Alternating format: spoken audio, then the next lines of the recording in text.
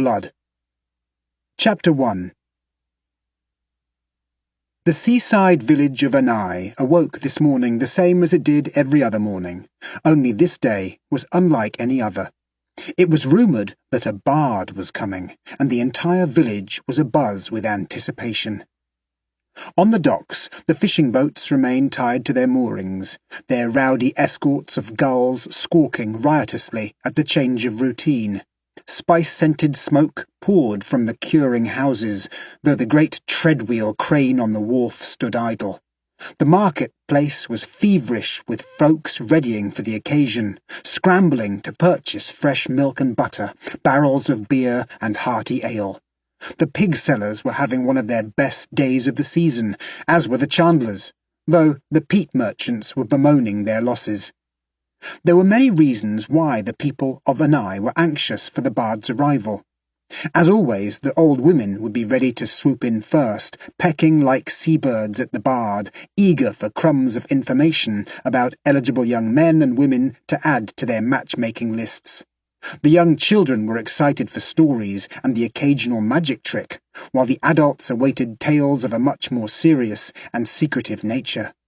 However, it was the older boys who awaited the bard's arrival with breathless anxiety, for word had it that this particular man was looking for an apprentice. Morning was getting on by the time the shout finally came that the eagerly anticipated visitor had been spotted on the seafront road.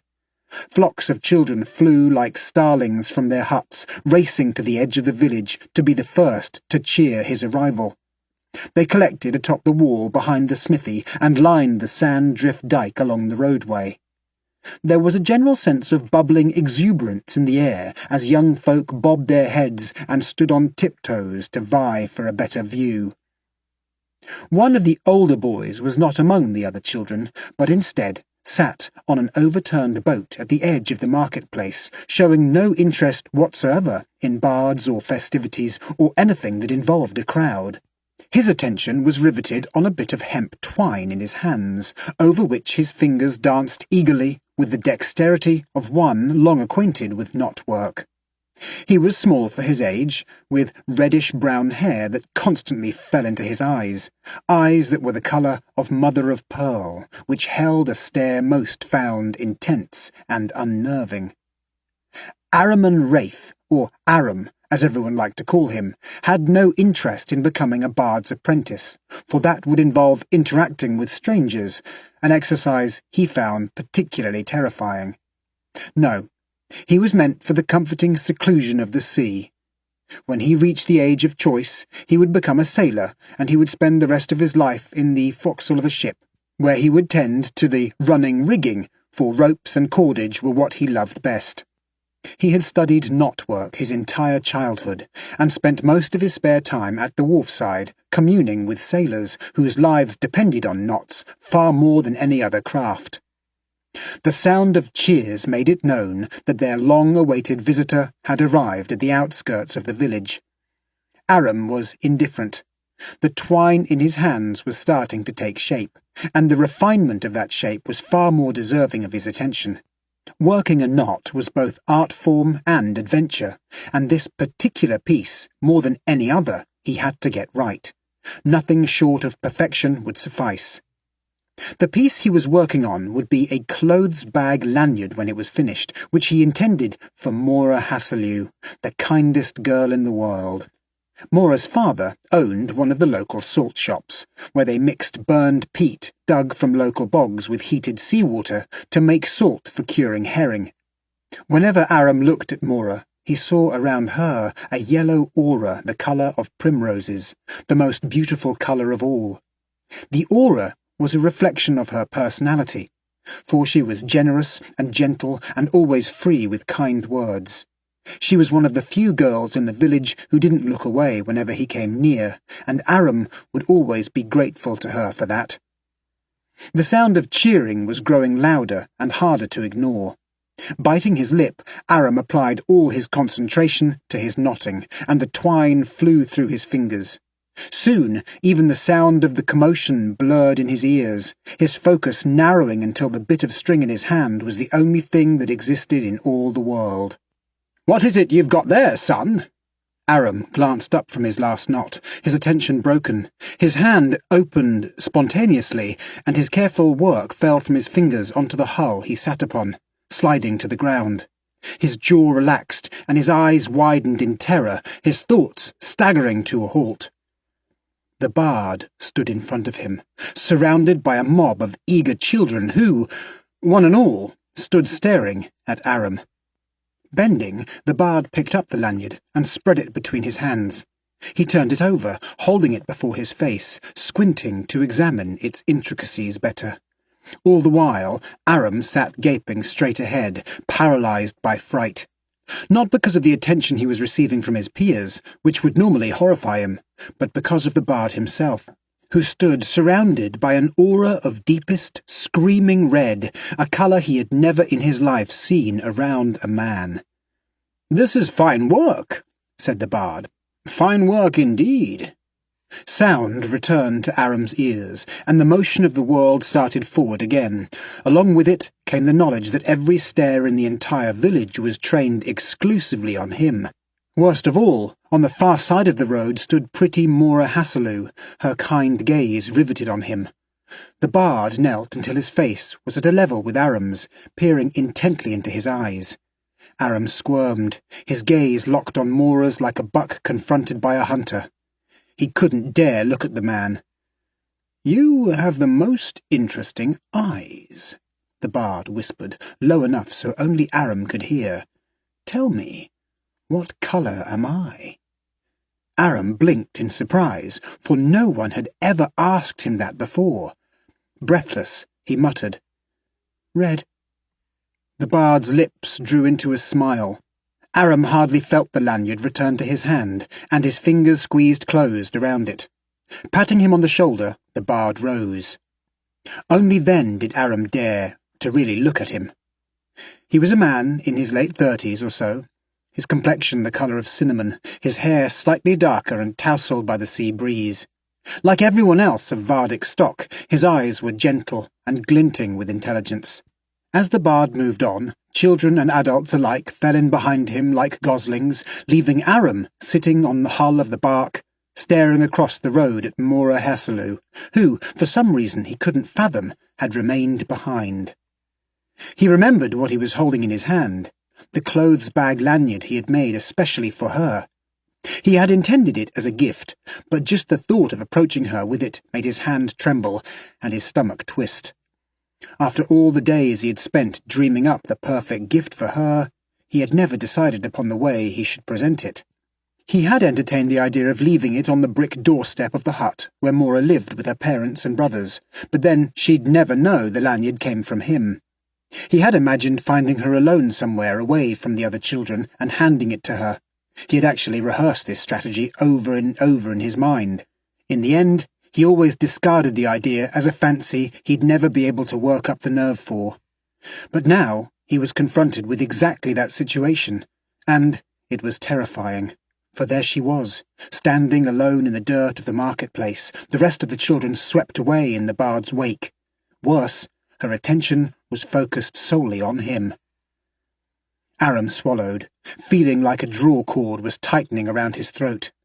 Mora was the loveliest creature in the world, and he was odd and ugly, at least that's what everyone kept telling him. He didn't know how she might react to the gift of the lanyard, and he was petrified to find out. In his daydreams, she would smile and thank him and perhaps even kiss his cheek. In his nightmares, she would shove him and call him a lackwit.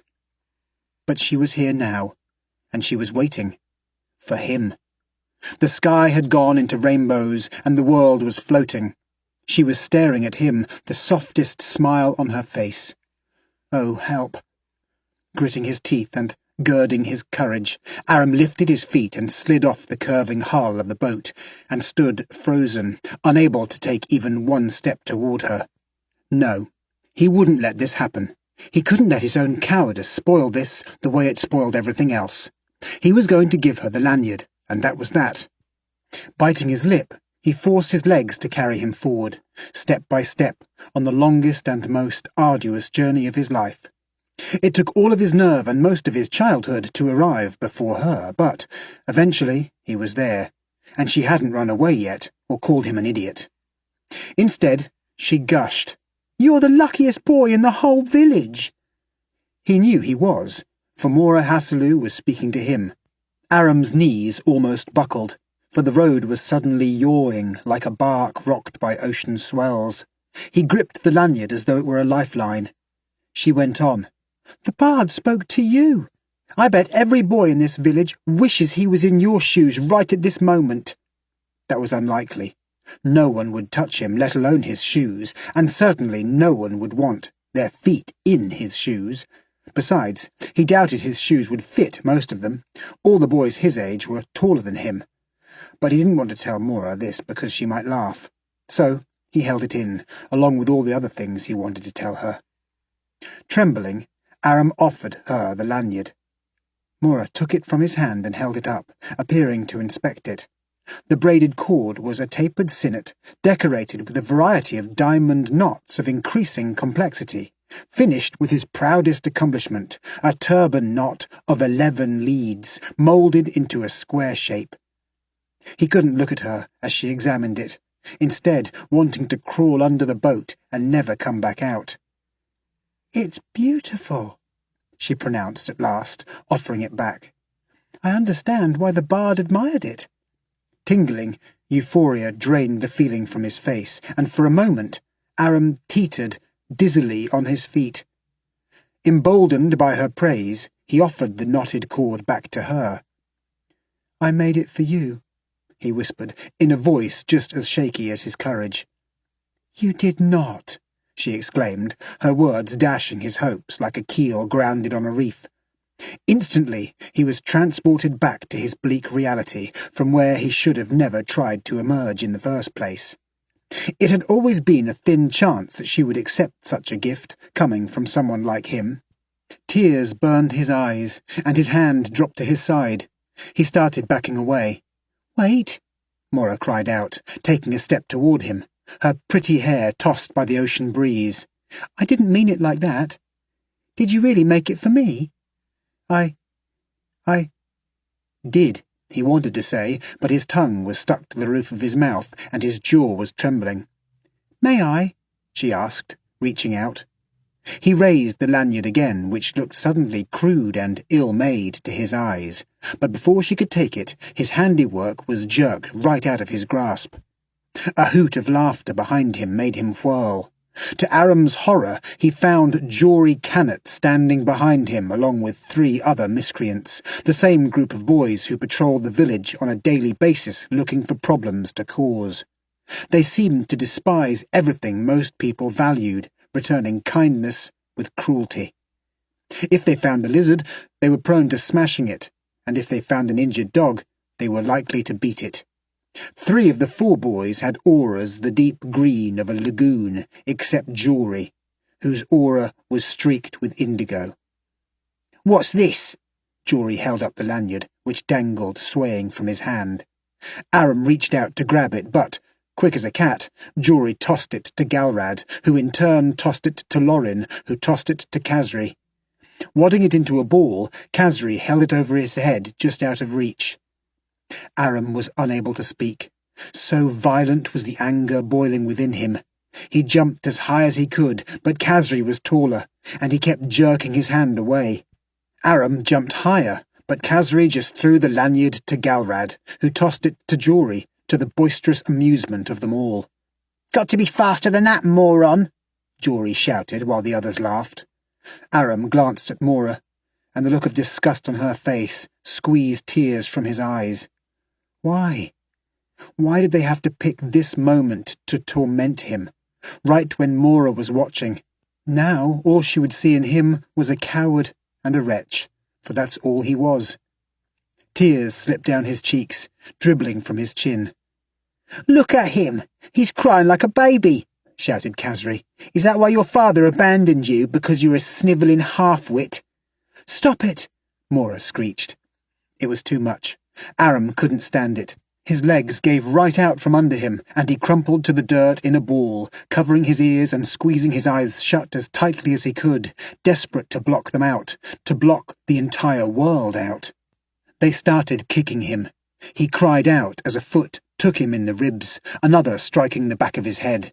Then the blows were raining down from all directions at once. "Stop it! Stop it!"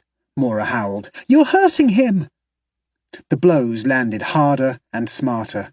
His head thundered with pain. Someone rolled him over, while another boy stomped directly on his privates. Aram cried out in anguish, clutching himself and rolling back and forth in the dirt. "What the hell's going on here?" bellowed a new voice. The beating ceased, the mongrels scattering. Aram lay crying and moaning in the street, dazed and shaking. The odour of urine hit his nose, and he thought he had wet himself. It took him a moment to realise that one of the boys had piddled on him. Strong hands rolled over him, grappling his arms away from his face. "Easy. You're all right." It was a kind, gentle voice, and one he recognised. It belonged to one of the older boys, Marcus Gallia, whose father owned several fishing boats. Looking around blearily, Aram saw that Mora wasn't there any more. She must have fled, disgusted by his cowardice. In the dirt lay the lanyard he had woven for her, dirty and trampled. The sight of it was revolting enough to turn his stomach. Leaning over, Aram vomited into the dirt. Choking, he spat the rest of his breakfast out of his mouth. His vision still swam with tears that showed no sign of letting up. It wasn't like he was a stranger to a beating. He'd gotten more than his share over the years, but he'd never felt so humiliated. The shame hurt worse than the beating, and he feared it would leave even deeper scars. "Thank you," he said in a trembling voice. He raised his eyes to look at his rescuer's face. The image of a tall youth with shaggy dark hair and a lopsided smile came into focus. Looking at Marcus, he felt an overwhelming surge of gratitude, accompanied by an almost painful feeling of devotion. Never before had anyone near his own age ever championed him. Within him grew a budding hope that he had somehow found a friend. "They're cowards, one and all," Marcus spat over his shoulder, then turned to look back at Aram. When he did, his jaw dropped, his face slackening, his eyes going wide and round.